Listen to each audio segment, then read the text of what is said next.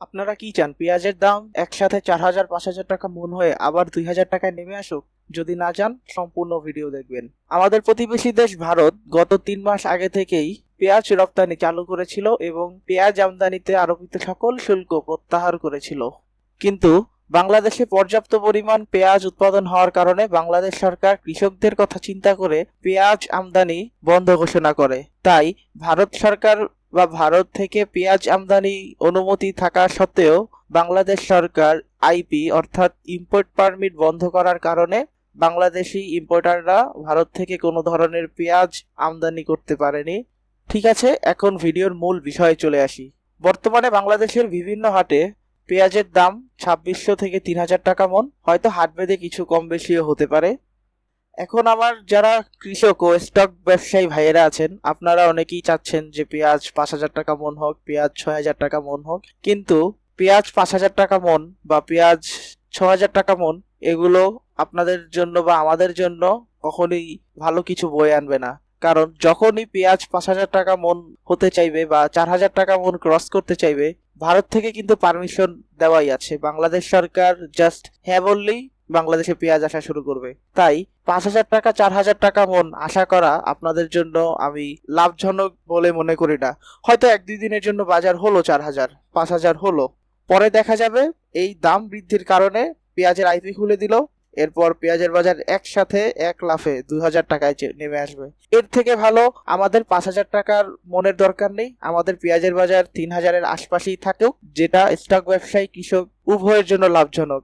তাই আপনাদেরকে বলবো, আপনারা অতিরিক্ত লোভ করে নিজেদের পেঁয়াজ আটকিয়ে রাখবেন না।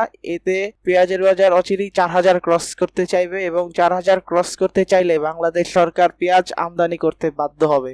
আবারও বলছি, দাম বৃদ্ধি আপনাদের জন্য লাভজনক বিষয় নয়। বাজার যতই বাড়বে আপনাদের জন্য রিস্ক ততটাই বাড়বে। বাজার যতই বাড়বে সরকার পেঁয়াজ আমদানির প্রতি ততটাই আগ্রহী হবে।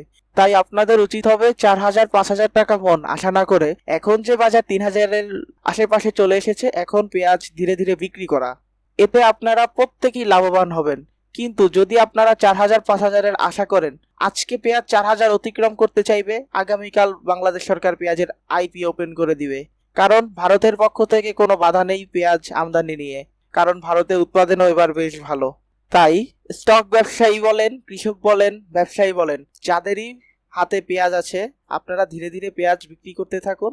এটাই আপনাদের জন্য একটি ভালো ডিসিশন হবে। কারণ 4,000 5,000 টাকা মন হতে চাইলেই বাংলাদেশ সরকার পেঁয়াজ আমদানির অনুমতি দিবে বা তারা পেঁয়াজ আমদানি করতে আগ্রহী হবে। আমরা চাই পেঁয়াজের দাম একবারে যেন কমও না থাকুক, আবার যেন অতিরিক্ত না হোক, যেন সরকার আমদানি করতে বাধ্য হয়। এবছর হালি পেঁয়াজ শুরু হওয়ার পর থেকে এখন পর্যন্ত কোনো ভারতীয় পেঁয়াজ আমদানি হয়নি। শুধু ভারতীয় নয়, অন্যান্য দেশ পাকিস্তান মিশর কোনো দেশের পেঁয়াজই আমদানি হয়নি। বাংলাদেশ সরকার ইম্পোর্ট পারমিট বন্ধ রেখেছে কৃষকদের কথা চিন্তা করে।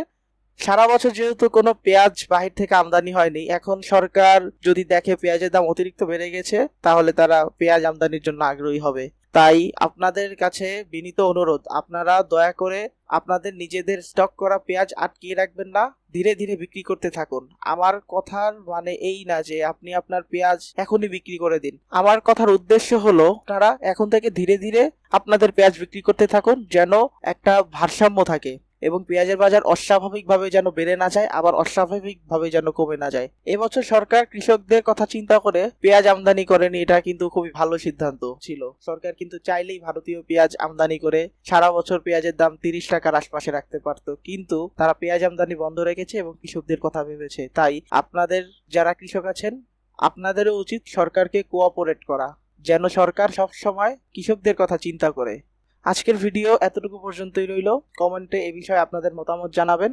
আর সবাই ভালো থাকবেন, সুস্থ থাকবেন, মন দিয়ে ব্যবসা করবেন। খোদা হাফেজ।